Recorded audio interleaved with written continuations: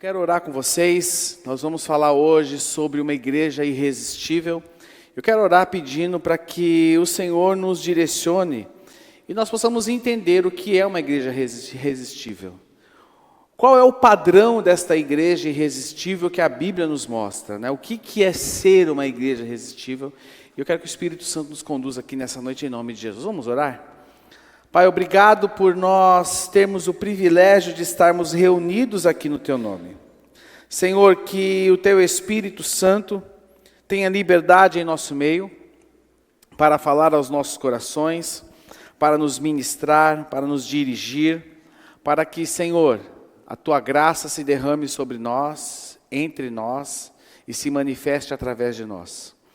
Espírito Santo, tem liberdade em nosso meio para nos batizar, nos direcionar, nos exortar, nos lembrar de valores que muitas vezes temos negociado a Tua palavra, Senhor.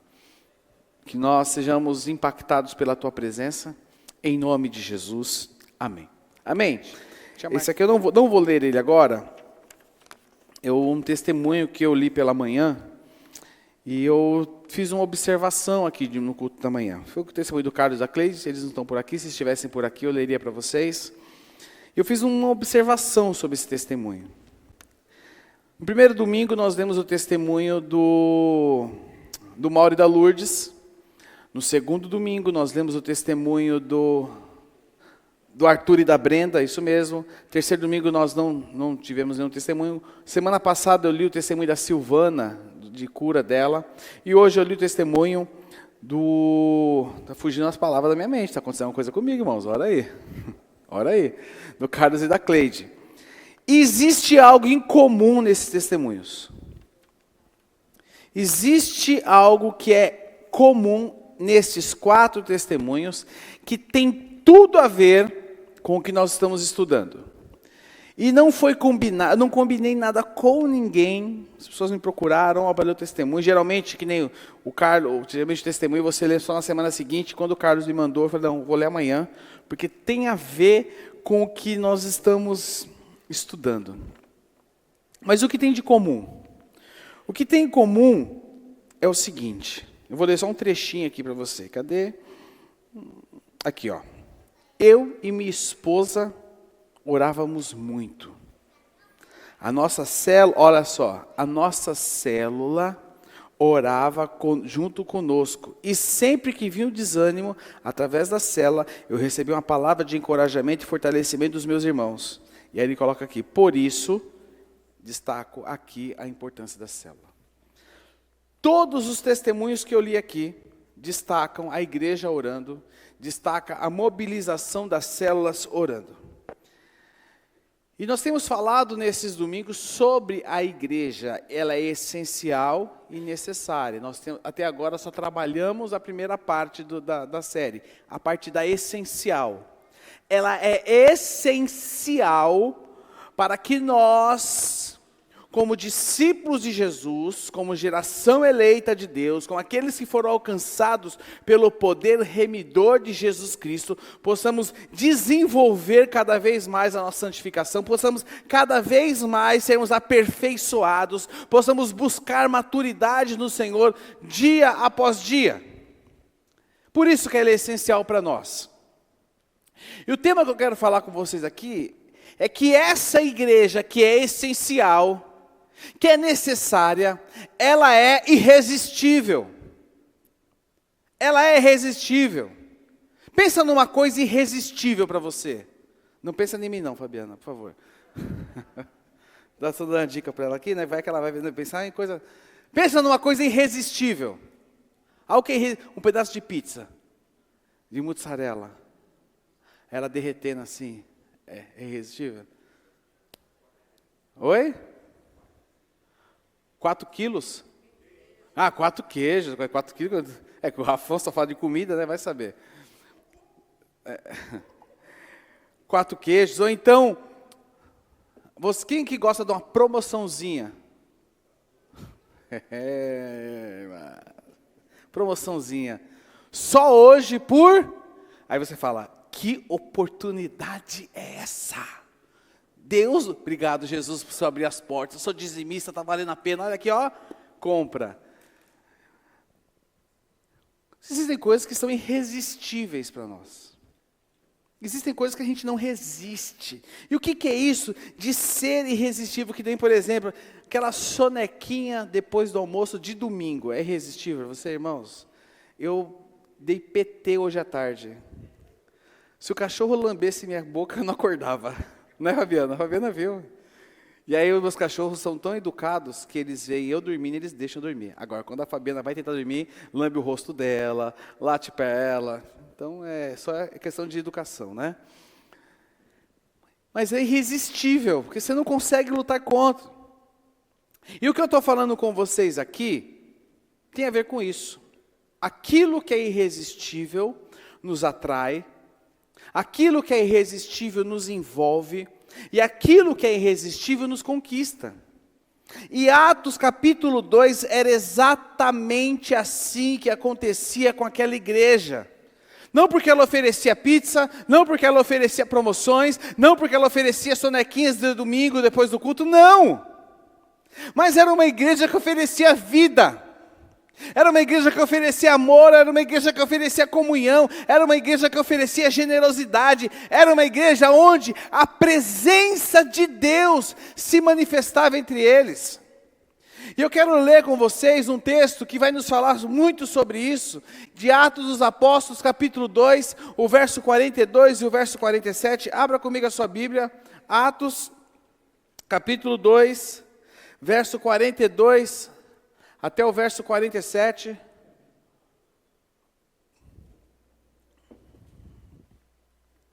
Atos 2, 42 a 47. Abra sua Bíblia comigo. Vai nos dizer o seguinte: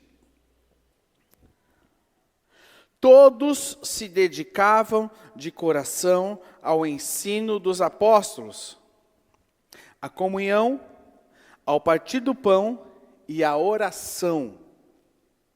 Havia em todos eles um profundo temor. E os apóstolos realizavam muitos sinais e maravilhas. Verso 44. Os que criam se reuniam num só lugar e compartilhavam tudo o que possuíam. Vendiam propriedades e bens e repartiam dinheiro com os necessitados. Adoravam juntos no templo diariamente. Reuniam-se nos lares para comer e partiam o pão com grande alegria e generosidade. Verso 47. Sempre louvando a Deus e desfrutando a simpatia de todo o povo. Olha só, o resultado de todas as práticas deles. Sempre louvando a Deus e desfrutando a simpatia de todo o povo. E a cada dia o Senhor lhes acrescentava aqueles que iam sendo salvos. A cada dia o Senhor acrescentava entre eles aqueles que iam sendo salvos. Esse texto de Atos, ele vai nos dar uma visão. Eu já preguei esse texto muitas vezes, com outras aplicações, explorando versículo a versículo, né, trabalhando o contexto dessa igreja, mas eu quero hoje fazer uma leitura diferente. Eu lendo esse texto, eu vi que esse texto ele tem muita riqueza. John Piper diz que um pregador, quando vai pregar um texto, ele precisa ler no mínimo aquele texto 50 vezes. E seguindo esse conselho essa semana, lendo esse texto, Atos 2, 42 e 47, eu comecei a perceber que existe muita coisa aqui. Muita informação que podem nos abençoar e nos guiar como igreja de Jesus. E aí, quais são as marcas que esse texto vai nos dar de uma igreja que ela é irresistível? E aí, lendo agora versículo a versículo, verso 42... ele vai nos dizer, em primeiro lugar, e nos ensinar e nos mostrar que aquela igreja, essa igreja que você leu, a igreja primitiva, era uma igreja que era centrada na palavra. E aí diz o seguinte: todos se dedicavam de coração, a quê? Ao ensino dos apóstolos. Era a igreja inteira. Eles eram unânimes. O que era? Tendo muito resumido com vocês aqui, o que era o ensino dos apóstolos? Os ensinos dos apóstolos eram o fundamento de fé deles. Era o fundamento de fé daquela igreja. Era o que balizava eles. Era o que dava norte. É o que eles enxergavam como os princípios absolutos da fé. Sabem que, isso vocês vão aprender amanhã, mas um spoiler aqui. Aqui não tinha Novo Testamento. Aqui não tinha Novo Testamento. O Novo Testamento ele foi surgir depois de mais ou menos no ano 50 depois de Cristo. O que norteava esses homens e essas mulheres, sabe o que era? Eram os ensinos do Velho Testamento, onde todos mostravam que Jesus era o Cristo, Filho de Deus. Era o que norteava, o que dava caminho para eles, aonde eles entendiam os valores da palavra. Era o Evangelho, era o que estava acontecendo, era o que eles estavam vivendo no dia a dia. Eram as verdades que eles estavam enxergando diante dos seus olhos acontecer no dia a dia. Então, entre eles, não havia achismos, não havia modismos, não havia maneiras diferentes de se crer, mas havia entre eles uma só coisa: o ensino dos apóstolos. Eram 11 apóstolos, mais Matias. Logo depois, lá em mais ou menos Atos 9, vem Paulo. E aí você tem ali Apolo, você tem outros apóstolos que ensinavam, mas aqui nós estamos falando dos 11 que andaram com Jesus e de Matias, que foi eleito no lugar de Judas. Homens que andaram com Jesus. Homens que comeram com Jesus. Homens que viram tudo o que Jesus fez. E eram estes homens que davam àquela igreja os fundamentos, os ensinamentos do que era a fé em Cristo Jesus. Não era aquela coisa, eu acho que se a gente fizer isso aqui, porque isso aqui parece, eu tive uma revelação que falou, não, era a palavra, eram as escrituras, era a base de fé deles, e eles se baseavam por aquilo. E era uma igreja que crescia, era uma igreja que avançava, era uma igreja que era irresistível. Sabe por quê? Porque neles, dentro da realidade deles, a Bíblia não era algo opcional, mas a Bíblia era algo central. Algo central. Algo que eu sempre procuro conversar com todos que ministram aqui, desde louvor, palavra, ofertório. Nós precisamos ter a Escritura como base daquilo que nós estamos falando. A Escritura precisa ser o centro. Jesus Cristo é o centro. Sabe que nós vamos começar a aprender amanhã sobre isso? De Gênesis, vamos parar em Malaquias. De Gênesis a Malaquias, os livros do Velho Testamento. Qual é o tema central? Vocês sabem dizer? Qual é o tema central? Jesus. Todos os livros apontam para Jesus. Gênesis já aponta para Jesus logo no começo, falando da semente da mulher que pisaria a cabeça da serpente. Quem é essa semente da mulher? Quem? Moisés? Josué? Neemias? Não, Jesus. A lei mosaica aponta para quem? E é isso que nós precisamos entender, que Jesus Cristo precisa ser central. E nós temos que entender isso nas nossas vidas. E aí, muitas vezes nós não entendemos, nós não enxergamos, porque muitas vezes a nossa fé, ela está se dissolvendo. Mas existem coisas que são práticas, que nós precisamos valorizar nas nossas vidas. Por exemplo, você se alimenta da palavra quando? Somente aos domingos? Você só se alimenta da palavra nos cultos de domingo e depois deixa a vida me levar, vida leva eu, como já dizia o Jonathan cantando no louvor. Né, Jonathan? Não, nós precisamos nos alimentar da palavra. Sabe que nós vamos voltar com nossos devocionais, amanhã já vai ter, e eu procuro sempre trazer esses devocionais centrados naquilo que nós ouvimos no domingo. Por quê? Sabe que a nossa tendência natural é que na segunda-feira você já não lembrar de nada que foi falado aqui. O que falou no culto ontem? Acho que falou de Raabe, não foi? De Raabe, a prostituta que acolheu os espíritos. Nossa tendência é não se lembrar. Quem é que é esquecido? Levantou a mão, tá certo? Confere. Olha, quase todo mundo. Discípulos de Fabiana. Né, Fabiana? Eu esqueci o nome aqui porque eu estou casado com você. A nossa tendência é esquecer. E sabe qual é o grande problema? Hoje em dia, nós temos à nossa disposição um negocinho chamado internet. E aí quando você pega este objeto e você abre aí um aplicativo de música, de podcast, ou então um aplicativo como o YouTube, o que acontece? Você acaba ouvindo um monte de coisa. E aquilo que tem que ser principal na sua vida fica de lado, você se esquece. Você se esquece. Por isso que a gente tem disparado esses devocionais, para que a gente consiga ficar centrado na palavra. Por isso que nas nossas... O que fala na célula? A palavra do domingo. Por quê? Para nós trazermos à memória aquilo que Deus tem falado conosco. Nós precisamos aprender a nos alimentar diariamente. Nós precisamos aprender a valorizar o estudo bíblico, precisamos aprender a valorizar a célula, precisamos aprender a valorizar o discipulado, precisamos aprender também a valorizar os nossos cultos. O culto não pode ser algo extra. Eu tenho tempo, não vou para o culto porque o Corinthians está jogando com o Palmeiras, eu não quero saber o resultado, por favor. 1-1, obrigado. Não era falar, mas falou. Minha filha, 1-1. Tá bom, vamos orar, irmãos. O que vocês acham?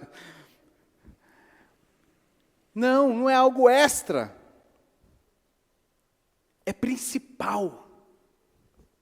É valor. Estar com meus irmãos. Sabe por quê? Porque quem despreza a palavra, quem despreza lugares em que a palavra vem de encontro às nossas vidas, sabe o que acontece com a fé? Enfraquece. Porque quando a palavra não é prioridade, a fé ela vai se enfraquecendo silenciosamente. E isso não é de um dia para o outro. Não acontece de hoje para amanhã, não. É como uma planta que deixa de ser regada. Sabe a plantinha que você esquece de regar? Você tem a plantinha, esqueceu de regar hoje. O que você fala? Amanhã de manhã eu vou regar essa plantinha. Aí acorda amanhã de manhã, você faz tudo. Quando vai ver, a plantinha já está com a língua de fora já, né?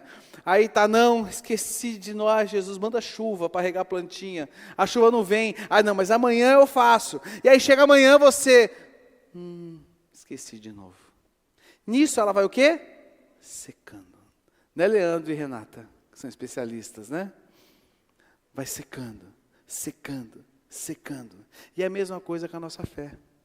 Se nós não alimentarmos com a palavra, aos poucos ela perde o viço. Ela fica seca.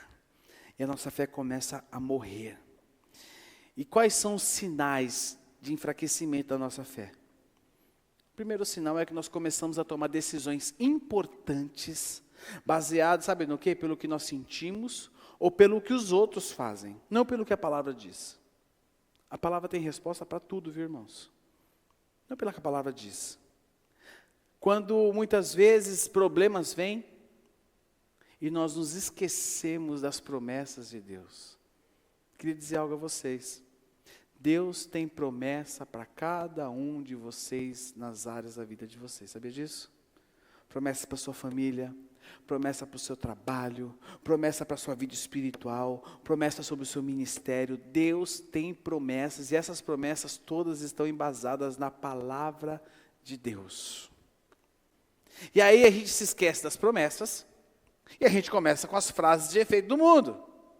Não tem jeito mesmo. Não tem como. E você começa a se moldar ao padrão, como diz lá em Romanos, capítulo 12, se não me engano, verso 6, moldar ao padrão deste mundo. Sabe quanto outro ponto?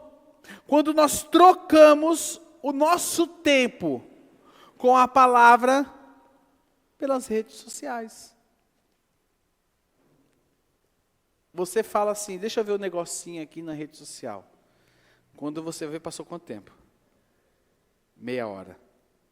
40 minutos. 1 hora. E eu já aconselhei pessoas que passaram 3, 4 horas porque não conseguem, isso se torna um vício. Isso se torna um vício. E aí, nós trocamos nosso tempo muitas vezes com Deus pelas redes sociais, pelas notícias, pelas opiniões. E isso, sabe o que acontece com a gente, irmãos? Isso traz para os nossos corações medo. Medo. Traz sobre os nossos corações ansiedade. E são totalmente contrários daquilo que é a fé que nós alimentamos no Senhor. Amém? Então, como nós podemos combater este enfraquecimento da fé? Primeiro lugar, criando uma rotina espiritual. Criando uma rotina espiritual. Quem aqui se alimenta todos os dias? 1, 2, 3. Vocês. Vou perguntar mais uma vez que eu fiquei assustado agora. Quem aqui se alimenta todos os dias? No mínimo 3 vezes ao dia. 4, 5, 6, 7. Tem mão levantando. Pasmem vocês que eu estou vendo as mãos levantando aqui. Se você não fizer isso, o que acontece com você? Você precisa ter uma rotina. Você precisa ter uma rotina. E é isso que nós precisamos ter com a palavra. Uma rotina de nos alimentarmos diariamente com a palavra de Deus. Amém? Segundo, aqui não seria entre parênteses, seria entre aspas, tá? Mas substituindo o que? Vozes. Sabe o que são essas vozes? São as redes sociais. São os ruídos externos que enchem a nossa mente e alimentam o nosso coração de medo. Nós vamos trocar este tempo por tempo na palavra de Deus. Outra coisa é a vida em comunidade. Não viver sozinho. Não ter contato com a palavra sozinho. Mas valorizar a célula, valorizar o grupo, valorizar o culto, valorizar o discipulado, valorizar o panorama bíblico, fazendo uns merchan aqui para vocês, valorizar aquilo que a minha igreja propõe para mim, ser fortalecido em comunidade. Quarto lugar, aplicando a palavra de forma prática. Não é ler por ler. Ler por ler, você lê um livro. Ler por ler, você lê uma revista. Ler por ler, você lê gibi. Mas, meu irmão, é ler e meditar e perguntar o seguinte: o que esse texto me mostra sobre Deus? É perguntar, Senhor, o que eu preciso mudar na minha vida a partir deste texto? Eu falava aqui pela manhã, tive uma conversa, eu estava conversando com a Fabiana e com a Débora em casa, e eu me deparei com um texto que faz parte do que eu quero pregar para a igreja, do que eu entendo ser a igreja de Jesus e a postura de um discípulo de Jesus. Eu olhava para o texto e falava assim: eu não sei como pregar esse texto. Oi? E eu li o texto para elas. A Fabiana ficou estarrecida. E um texto conhecido. Eu falei, Senhor, como que eu vou pregar esse texto? Eu falei, já sei. Falei para elas, eu vou pegar, vou ler o texto. Falei, irmãos, esse é o texto. Está aqui. Deus abençoe vocês. Tenham um excelente domingo. Pega esse texto, aplica na sua vida. Vai em paz. Vamos mais cedo para casa hoje. Irmãos, o que nas nossas vidas, aquilo que nós lemos pode trazer de mudança? Nós vamos ter isso muito claro para nós. E em quinto lugar, guardando a palavra, guardar a palavra no coração. E isso me remete lá a Mateus capítulo 4, onde Jesus estava no deserto sendo tentado pelo diabo. Como que Jesus venceu o diabo? Tirando a estola sacerdotal, pegou o quipá dele e jogou na testa do diabo. O que ele fez? Ele foi lá e falou, evocou uma palavra de poder sobre Satanás e seus demônios. Não. Como que Jesus venceu o diabo?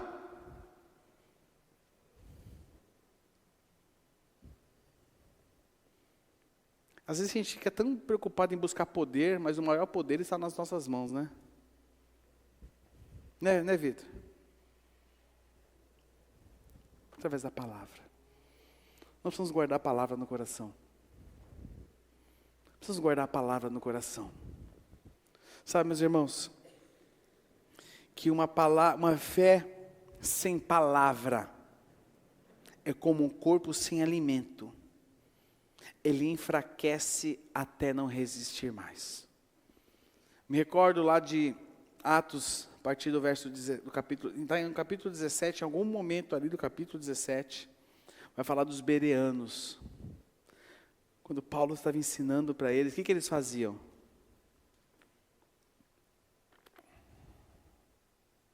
Eles iam lá para o Velho Testamento, que não tinha Novo Testamento, né?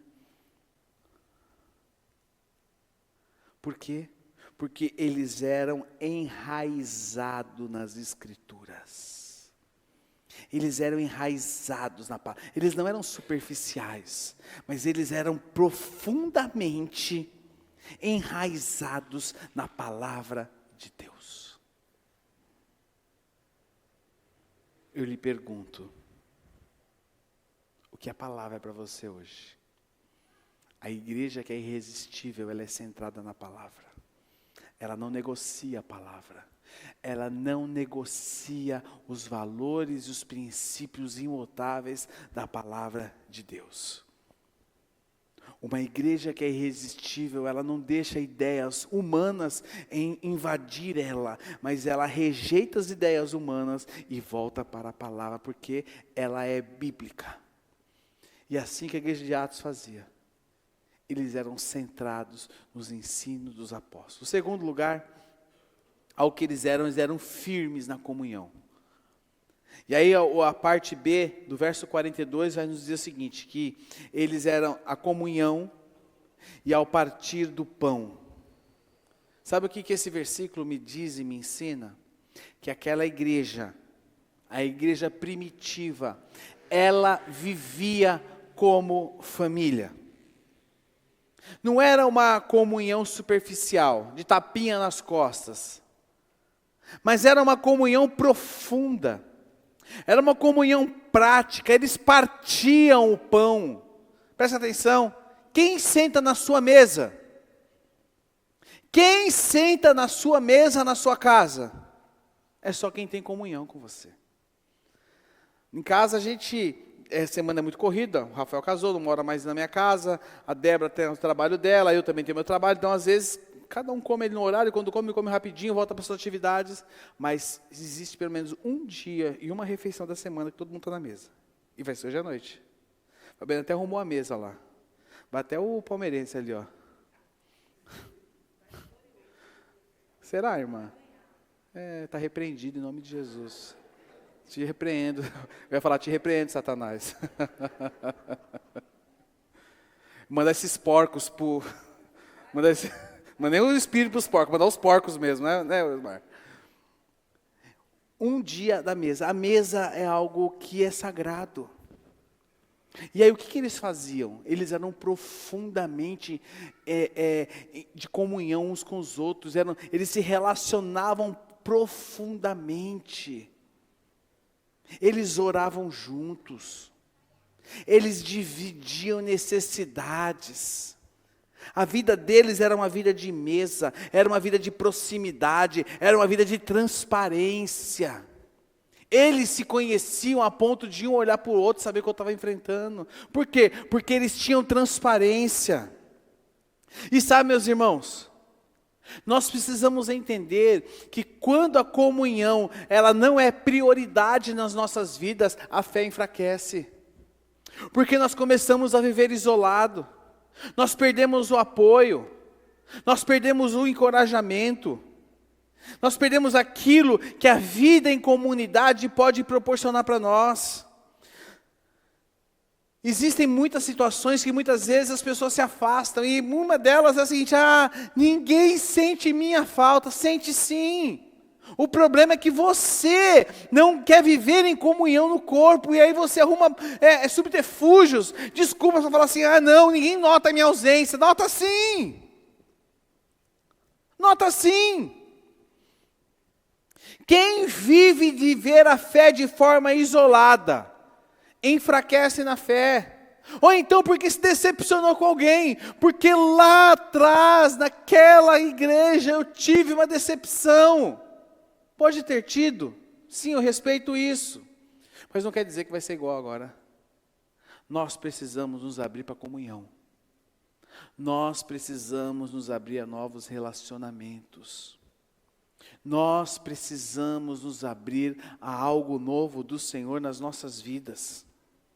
E aí quando nós nos isolamos, sabe o que acontece? Isso se torna um símbolo de um cristianismo solitário, um cristianismo fraco, um cristianismo sem raiz. Por quê? Porque eu estou sozinho. Aonde o corpo de Cristo não anda sozinho. Não anda sozinho. E como nós podemos combater a fraqueza na comunhão?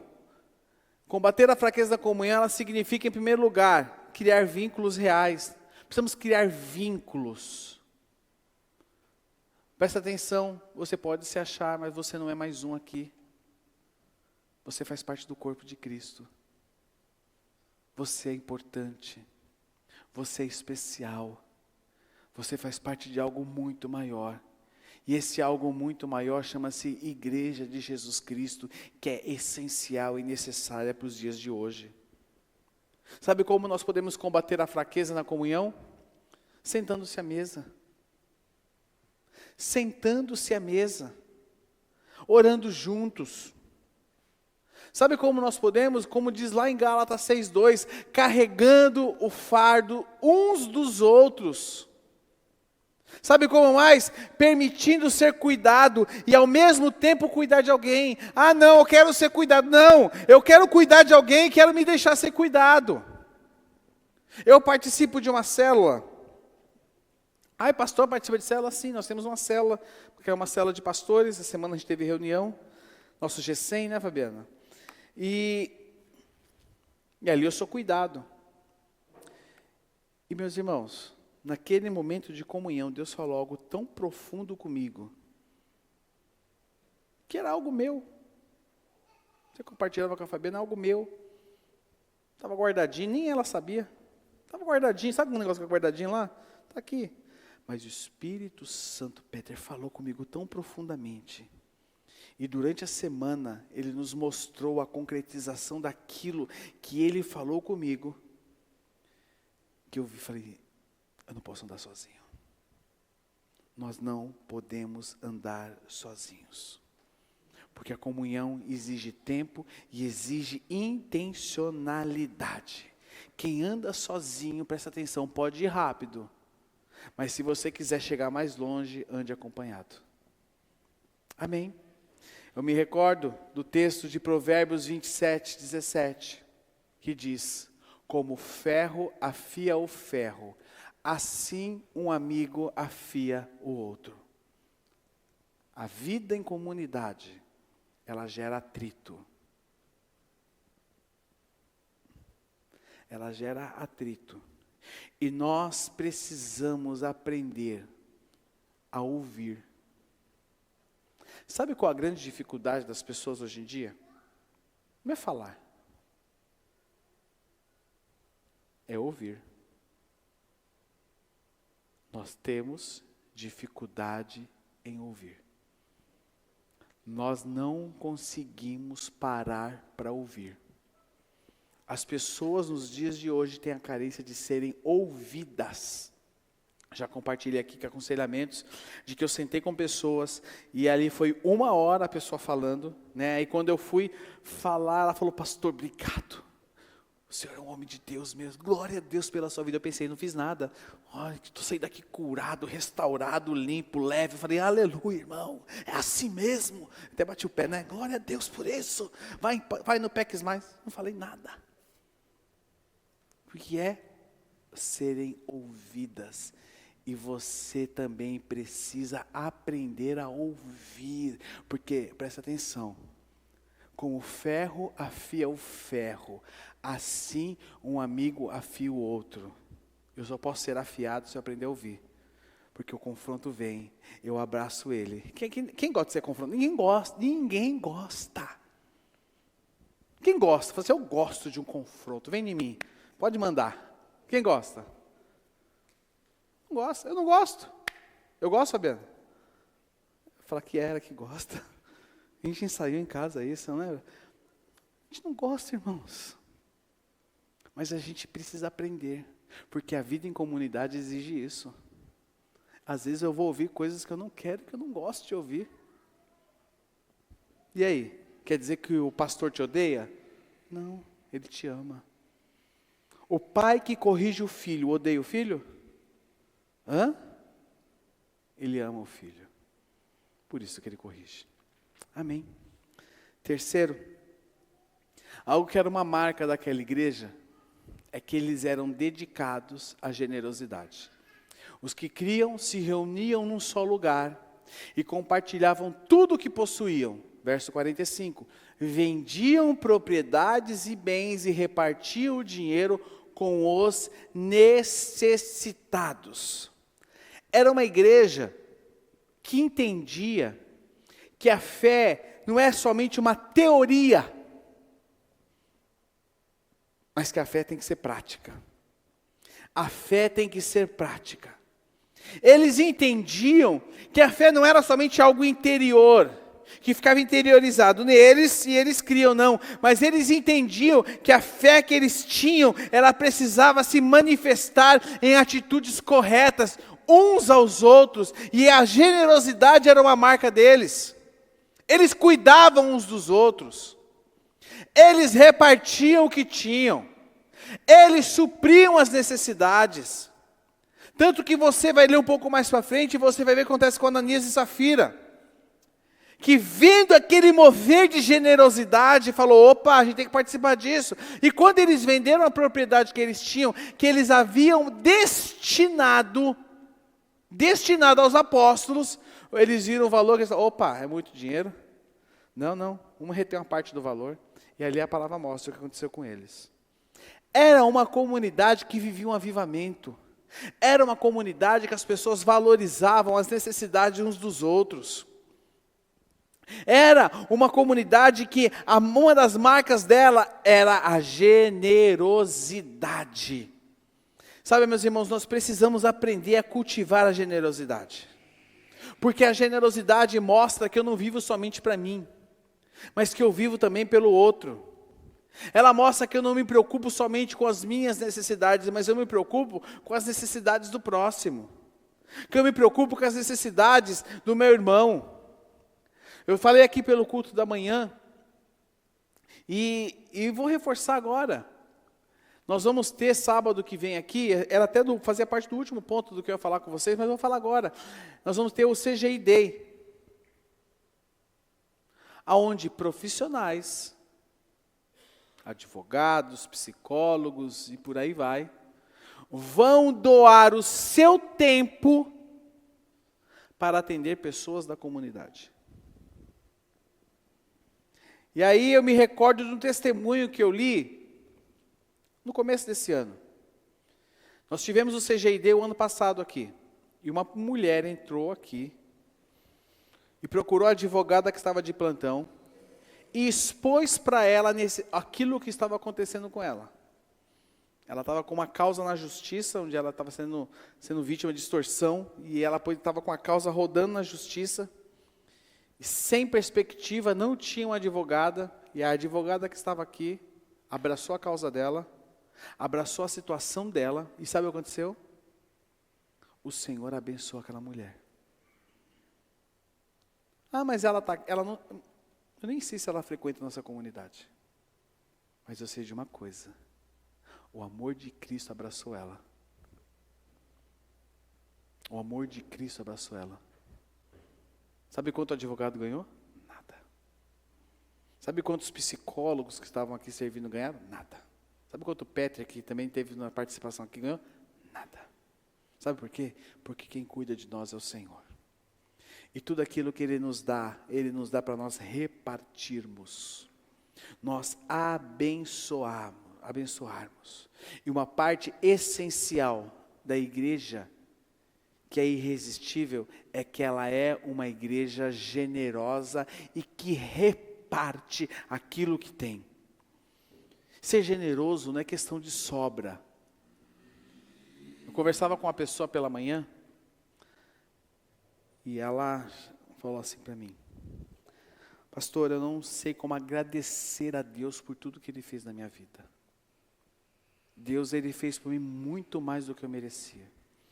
Ele falou, quando eu cheguei nessa igreja, eu estava arrebentado financeiramente, não conhecia Jesus, e hoje Deus tem abençoado essa pessoa de uma maneira sobrenatural, se batizou, faz parte do corpo, e ele procurou, falou, eu quero abençoar a igreja, de alguma maneira. O que a gente está precisando? Eu falei, senta que lá vem história. Coloquei algumas necessidades, e aí essa Ferrari aqui foi doação. Ele falou, não, eu não quero saber quanto custa, eu vou doar. Quem vai abençoar ele? O Senhor da igreja. Coração generoso. Coração generoso. Então, ser generosidade não é questão de sobra, mas é questão de prioridade, é compartilhar o meu tempo, é compartilhar o meu cuidado, é compartilhar meus talentos, é compartilhar os meus dons, é compartilhar as minhas finanças, mas é eu decidir que eu não vou guardar aquilo para mim, mas eu vou partilhar. Nós somos mordomos do nosso tempo, dos nossos talentos e dos nossos tesouros. Seu tempo, os seus talentos e os seus tesouros, o Senhor te deu para você administrar. Nós temos que ser generosos com aquilo que o Senhor tem colocado em nossas mãos. Não viver para acumular, para guardar, mas viver para repartir. E uma igreja, ela é irresistível, sabe quando? Quando ela entende que ela não está aqui apenas para receber, porque nós somos viciados nisso, viu, irmãos? Posso falar? A religião nos viciou em receber. Porque hoje em dia o que mais se estabelece é a relação de troca. Porque se você der, Deus vai te dar um carro zero. Porque se você der, a porta vai se abrir na sua vida. Nós somos viciados nisso. Nós fazemos uma parte de uma geração que é viciada nisso. E nós não entendemos muitas vezes que aquilo que é o maior nós já recebemos. Nós não estamos aqui para receber nada. Nós estamos aqui porque nós somos, já recebemos e nós queremos estar perto do nosso Senhor. Isso é igreja. Igreja não é uma casa de câmbio de troca. Igreja não é uma casa de câmbio de troca. Mas igreja é o local onde o corpo de Cristo se reúne para adorar e contemplar aquele que o salvou. Para estar aos pés dele. Para abençoar aqueles que precisam. Para viver uns aos outros, livro do pastor Carlos Alberto, os mandamentos recíprocos. Viver uns aos outros. Isso é a igreja de Jesus Cristo. O que passa disso, meu irmão? Abre o olho. Porque a igreja é um organismo vivo. Porque o nosso cabeça está vivo. Jesus Cristo está vivo. E nós temos que ter isso muito claro. Uma fé egoísta, ela enfraquece. Mas uma fé generosa, ela floresce. Me recordava de manhã, de 2 Coríntios 8, do texto em que Paulo fala dos macedônios. E algo que me chama a atenção é que Paulo destacava a generosidade dos macedônios, e Paulo fala que aqueles homens, mesmo, olha só, ele usa a palavra, na extrema pobreza deles, eles transbordaram em generosidade. Então a generosidade não está ligada a eu ter muito, não. A generosidade está ligada ao coração. Generosidade, repita comigo, generosidade está relacionada ao coração. Quarto ponto, era uma igreja marcada pelo testemunho. O verso 47 diz, sempre louvando a Deus e desfrutando a simpatia de todo o povo. O que eles desfrutavam? Eles desfrutavam a simpatia de todo o povo. E a palavra nos diz que a cada dia o Senhor lhes acrescentava aqueles que iam sendo salvos. Presta atenção. O testemunho daquela igreja não estava em palavras, mas estava na maneira que eles viviam. Estava na maneira que eles se relacionavam. Eles louvavam a Deus, que a palavra diz, eles sempre louvando a Deus. Algumas versões falam que eles louvavam a Deus com sinceridade de coração. Eles louvavam a maneira que eles louvavam a Deus atraía. Porque não era somente de palavras, eu vou para a igreja, não. Eles tinham o seu coração cheio.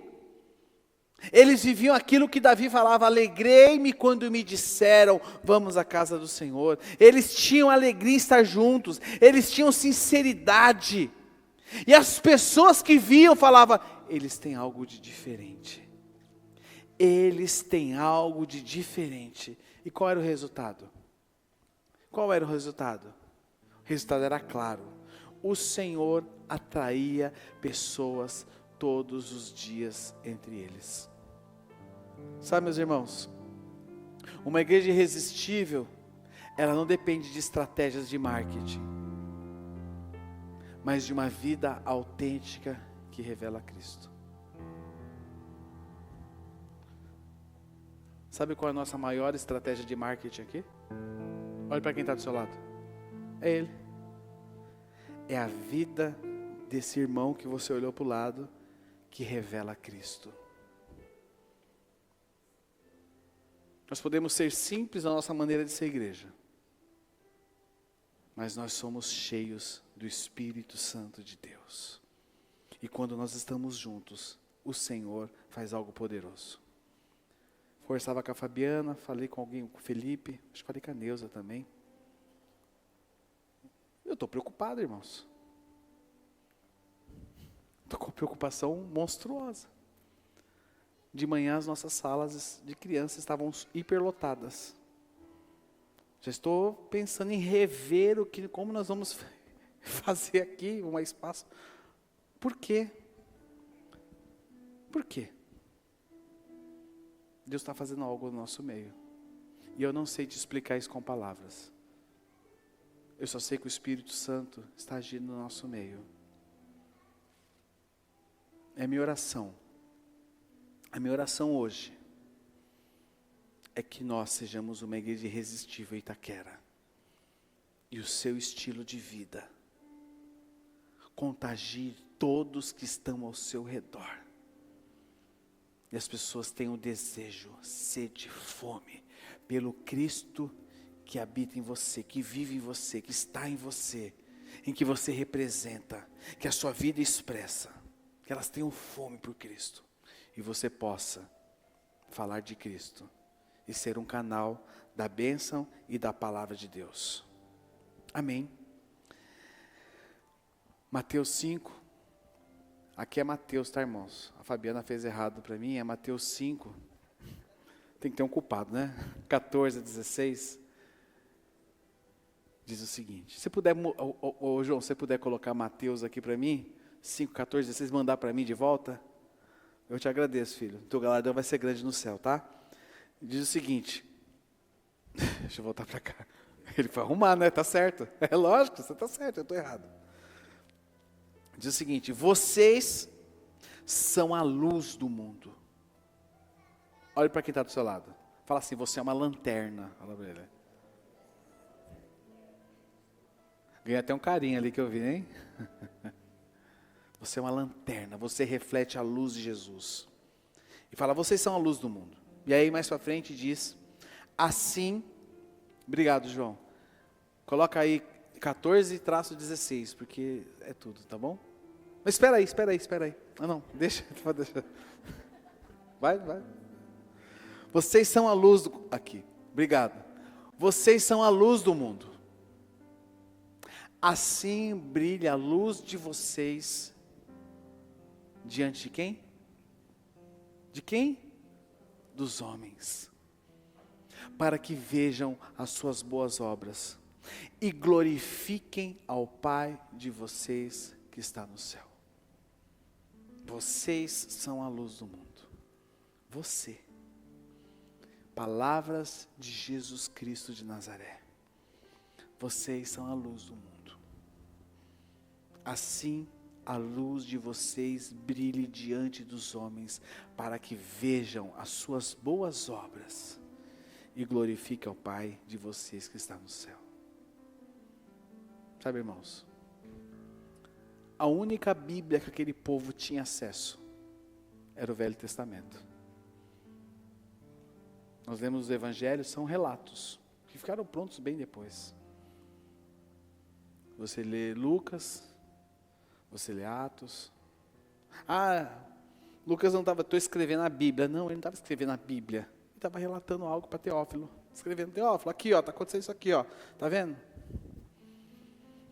Jesus Cristo fala isso aqui. Mesmo sabendo através dos apóstolos, mesmo não sabendo através, não tem. Mas eu sei que eles viviam isso. Eles viviam isso aqui. Eles eram a luz do mundo. E a luz deles brilhavam diante dos homens. E as pessoas que estavam ao redor, elas viam as boas obras e glorificavam ao Pai deles que está no céu. E é essa verdade que está sobre a sua vida hoje, em nome de Jesus. Quero pedir que você se coloque de pé no seu lugar comigo.